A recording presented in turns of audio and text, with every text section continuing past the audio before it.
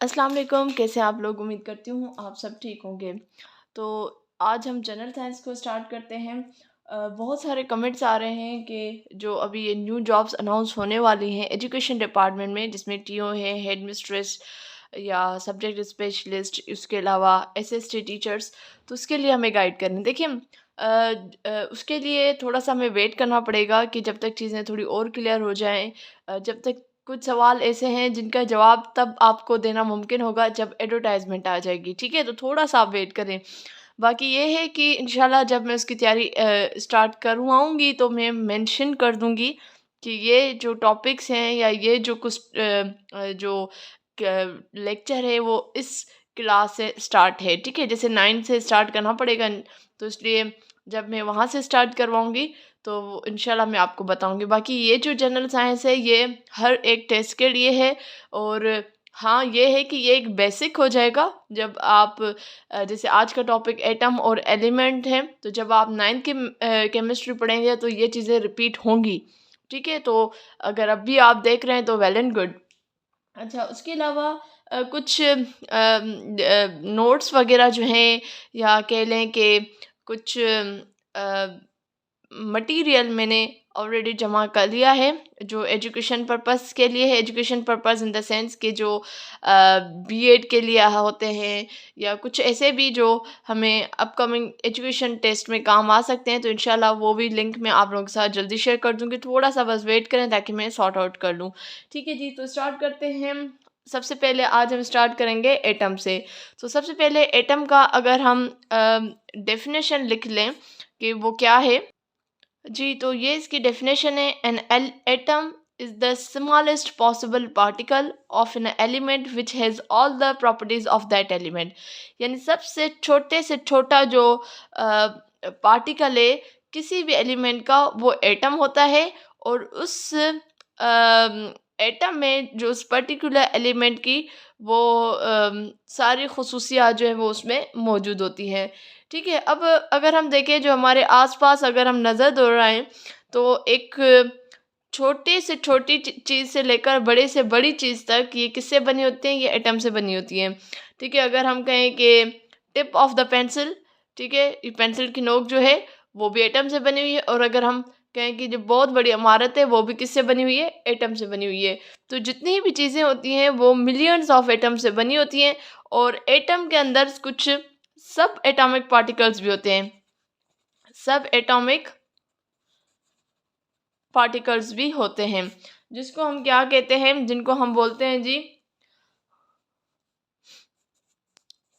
Proton, ठीक है। Protons, neutrons और इलेक्ट्रॉन्स।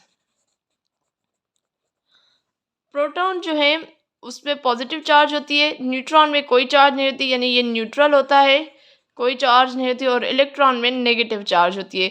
इसको फर्दर हम इंशाल्लाह जब हम 9th क्लास को हम पढ़ेंगे तो उस वक्त हम इन चीज़ों को समझेंगे और बेहतर तरीके से, ठीक है जी।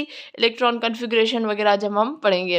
अच्छा, ये तो हो गया एटम की बात। अब हम आ जाते हैं एलिमेंट की। तो जितने भी ऑल एटम्स हैं, जितने भी एटम्स हैं किसी भी एलिमेंट के, वो अ, वो सारे सिमिलर होते हैं। यानी अगर एक एटम हम एक एलिमेंट हम ले रहे हैं, जैसे कि हाइड्रोजन जो है वो सिंपलेस्ट एलिमेंट है ना, तो उसके जितने भी उसके एलिमेंट्स होंगे हाइड्रोजन के वो सिमिलरली होंगे, ठीक है। और एलिमेंट्स भी जो है वो किससे बने होते हैं, एटम से बने होते हैं।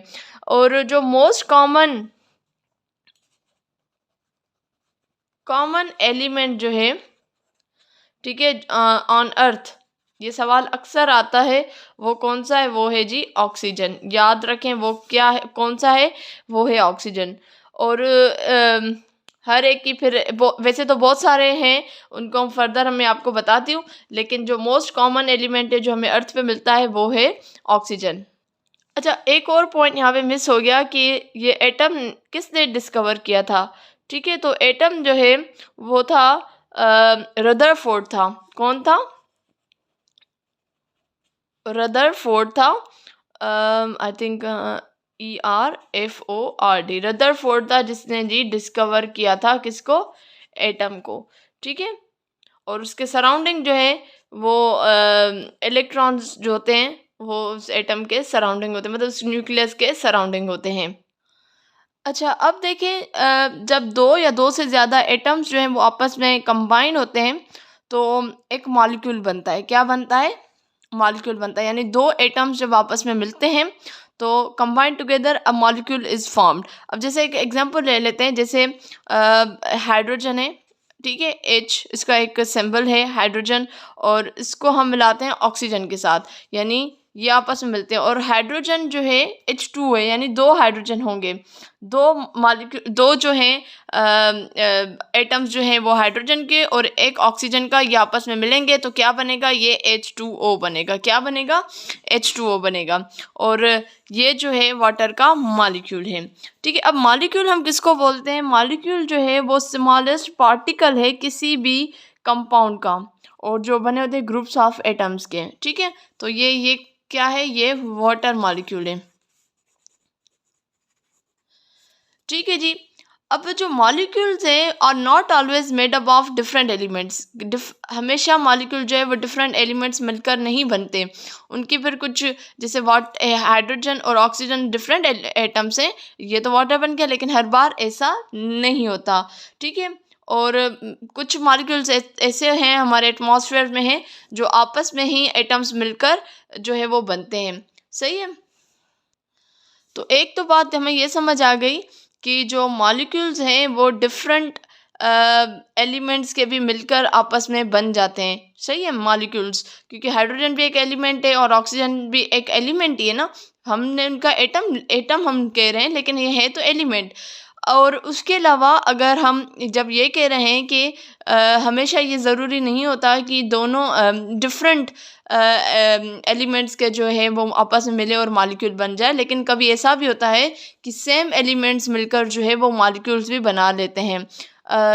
और जैसे अगर हम एग्जांपल लें हमारे आसपास, तो ऑक्सीजन जो है वो एक एग्जांपल है, यानी O2। ठीक है, या उसके अलावा हम जैसे कहते हैं N2, ये एग्जाम्पल है। नाइट्रोजन, ऑक्सीजन, ये एग्जाम्पल्स हैं जो हमारे हवा में मौजूद हैं। ठीक है, तो ये बेसिकली सेम एलिमेंट्स के जो है मॉलिक्यूल्स बने हुए हैं। ठीक है जी, तो ये यहाँ तक हमें कुछ बेसिक पॉइंट्स है जो हमने समझ लिया। अब कुछ और पॉइंट्स हैं जो एलिमेंट्स की तरफ हम आते हैं, बात करते हैं। ठीक है, अब हमारे आसपास जो है वो डिफरेंट एलिमेंट्स जो है वो मौजूद होते हैं, और जितने भी एलिमेंट्स हैं उनके एक नाम होते हैं और उनके सिंबल्स होते हैं, और उनको उसी तरीके से रिप्रेजेंट किया जाता है। जैसे हम यहाँ पे हाइड्रोजन को कह रहे हैं तो हाइड्रोजन एक नाम है एलिमेंट का, लेकिन उसका सिंबल क्या है? H है। ऑक्सीजन एक नाम है एलिमेंट का, लेकिन उसका सिंबल क्या है? O है। ठीक है, इसी तरीके से बहुत जितने भी एलिमेंट्स हैं उनके एक नाम है और उनका एक सिंबल है, और उसी सिंबल और नाम के थ्रू उसको पहचाना जाता है। ठीक है, ये उनकी पहचान है। अच्छा, टोटल जो है ऑलमोस्ट 120 एलिमेंट्स जो है हमारे नेचर में मौजूद हैं, और एलिमेंट बेसिकली सिंपलेस्ट फॉर्म है इस सब्सटेंस का। ठीक है जी, ये क्या है? सिंपलेस्ट फॉर्म है ऑफ सब्सटेंस, और ऑलमोस्ट 120 एलिमेंट्स जो हैं वो हमारे इर्द गिर्द मौजूद हैं, और हर एक एलिमेंट का अपना नाम है, अपना एक रिप्रेजेंटेशन के लिए उनका एक सिंबल मौजूद है। ठीक है, और कुछ एलिमेंट्स जो हैं वो, मतलब हर एक एलिमेंट की एक अपनी स्टेट है, और कुछ जो है, और हर एक की अपनी स्टेट है, यानी जिसको हम कहते हैं कि कुछ सॉलिड में है, कुछ लिक्विड में है, कुछ गैस फॉर्म में है, और फिर अकॉर्डिंगली उनकी स्टेट के हिसाब से उनकी फिर क्या है? प्रॉपर्टीज़ हैं। ठीक है, तो यहाँ पे मैं पॉइंट लिख दूँ, all have different states। ठीक है जी, और उसके अलावा ये हमने बात कर ली, कुछ कुछ ऐसे होते हैं जो हार्ड होते हैं, कुछ ऐसे होते हैं जो शाइनिंग करते हैं, कुछ ऐसे होते हैं जो थिन शीट की तरह होते हैं, कुछ ऐसे होते हैं जो वायर्स की तरह होते हैं। तो इनकी एक अपनी अपनी जो है वो प्रॉपर्टीज़ मौजूद है। एलिमेंट जो है वो हम उनको डिफरेंट वे में यूज़ कर सकते हैं अकॉर्डिंगली, जिस भी चीज़ में आप यूज़ करना चाहें। अब कुछ एलिमेंट जो हैं वो आपके मेटल होते हैं, कुछ नॉन मेटल होते हैं। ठीक है जी, कुछ जो है वो मेटल हैं और कुछ जो है वो नॉन मेटल हैं। सही है जी। मेटल और नॉन मेटल ये बेसिक दो इम्पॉर्टेंट ग्रुप हैं एलिमेंट्स के जो हमारे ज़मीन पे मौजूद होते हैं। जो मेटल्स होते हैं वो यूजुअली जो है वो सॉलिड होते हैं एट रूम टेम्परेचर पे। अच्छा, इनके मैं कुछ यहाँ पे पॉइंट्स लिखती जा रही हूँ ताकि अगर आपको नोट करना हो तो आप नोट कर लें। ये बेसिकली नंबर 1 पॉइंट में लिख लूँ तो ये सॉलिड्स होते हैं एट रूम टेम्परेचर। ठीक है जी, यानी उनकी जो स्टेट होती है वो सॉलिड होती है। जबकि नॉन मेटल जो होते हैं वो अक्सर जो हैं वो गैस फॉर्म में होते हैं, गैसेस फॉर्म में होती है। ठीक है, ये जितनी चीज़ सॉलिड होगी ना, ये बात याद रखें, तो उनका जो मेल्टिंग पॉइंट होगा, मेल्टिंग पॉइंट हो एंड बॉइलिंग पॉइंट हाई होता है। ठीक है, और ये गैस फॉर्म है तो ये low melting point and boiling point. ठीक है, थर्ड जो है सॉलिड है तो ये गुड कंडक्टर होते हैं, किसके? हीट के और इलेक्ट्रिसिटी के, गुड कंडक्टर। और ये पुअर कंडक्टर होते हैं, दोनों के, हीट के और इलेक्ट्रिसिटी के। ये सॉलिड जो है वो अक्सर जो है वो शाइनी होते हैं। ठीक है जी, और मेलिएबल होते हैं। मेलिएबल हम बोलते हैं कि जो इसको आप इजीली जो है किसी भी वायर या शीट में आप कन्वर्ट कर सकते हो, लेकिन ये ज़्यादातर जो है वो डल होते हैं, सॉफ्ट होते हैं, और इनको आप वो मेलिएबल नहीं होते, आप नहीं कर सकते उनको। ठीक है, और ये बेसिकली मेटल और नॉन मेटल के कुछ पॉइंट्स हैं जो आप अपने जहन में बिठा लें। इंशाल्लाह जब हम 9th की केमिस्ट्री पढ़ेंगे तो आपको चीज़ें समझ आएंगी।